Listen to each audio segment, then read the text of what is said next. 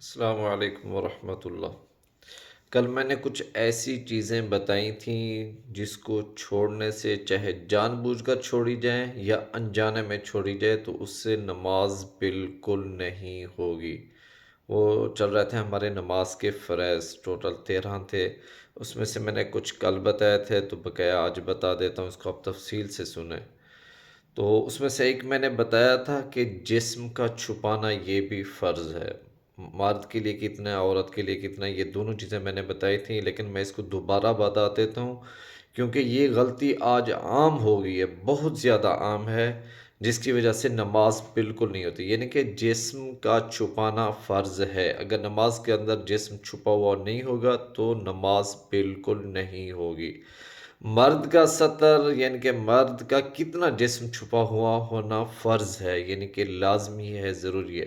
مرد کا یہ ہے کہ ناف سے لے کر اور جو ہے یہ ٹخنوں تک، گھٹنوں تک، یہاں تک جو ہے نا یہ چھپا ہوا ہونا لازم ہے۔ اور بعض اوقات مرد حضرات نماز پڑھ رہے ہوتے ہیں، انہوں نے پینٹ شرٹ پہنی ہوتی ہے، جب وہ رکوع میں جاتے ہیں یا سجدے میں جاتے ہیں تو کمر کی طرف سے پینٹ شرٹ یعنی درمیان میں گیپ آ جاتا ہے، جو شرٹ پہنی ہوتی ہے وہ اوپر ہو جاتی ہے، بعض اوقات پینٹ نیچے ہو جاتی ہے، جس کی وجہ سے نا پیچھے کمر کی طرف جو ہے نا جسم نظر آنے لگ جاتا ہے، ہپ سے اوپر۔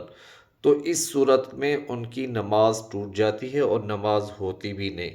ان کا خیال رکھا جائے کہ جب بھی نماز پڑھی جائے، شرٹ جو ہے اچھی طرح پینٹ کے اندر کرنی چاہیے، تاکہ پیچھے سے نہ آگے سے کوئی خلا پیدا نہ ہو، یعنی کہ جسم نظر نہ آئے۔ یہ تھا عام طور پہ مردوں کے اندر، جب بھی ان کو اکثر دیکھا ہوں کہ مسجدوں میں پینٹ شرٹ جنہوں نے پہنی ہوتی ہے، جب وہ سجدے میں جاتے ہیں تو ان کا یہ ایسے غلطی اکثر ہوتی ہے، بہت زیادہ، یعنی کہ 100 میں سے 90% کی یہ غلطی ہوتی ہے، اور اس سے نماز بالکل نہیں ہوتی۔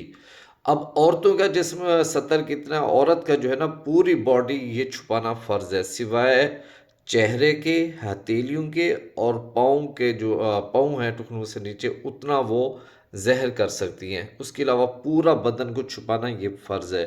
اگر اتنا باریک کپڑا پہنا ہوا ہے کہ جس سے جسم کی نشوونما صاف نظر آتی ہے، تو اس سے ان کی نماز نہیں ہوتی، چاہے انہوں نے پتلا کپڑا ہی کیوں نہ پہنا ہو، یہ فرض ہے، یہ چھپانا۔ اس کے بعد بقایا جو فرائض ہے وہ قرات کرنا۔ نماز کے اندر اگر آپ نے قرات نہیں کی، چاہے بھولے سے کی نہیں کی یا انجانے میں نہیں کی، دونوں صورتوں میں اگر آپ نے قرات نہیں کی، یعنی کہ الحمدللہ اور ساتھ سورت نہیں پڑھی، تو آپ کی نماز نہیں ہوگی۔ اگر الحمدللہ اور الحمدللہ کے بعد جو سورت ملاتے ہیں، ان میں سے ایک چیز پڑھی اور ایک چھوڑ دی، تو قرات ہو جائے گی اور پھر آپ کا واجب چھوٹ جائے گا۔ اس سے آپ نے سجدہ سہو لازمی کرنا ہے آخری رکعت میں، تو پھر آپ کی نماز ہو جائے گی۔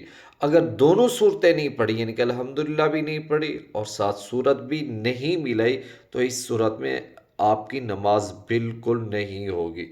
یعنی کہ قرات کرنا کیا ہے، فرض ہے۔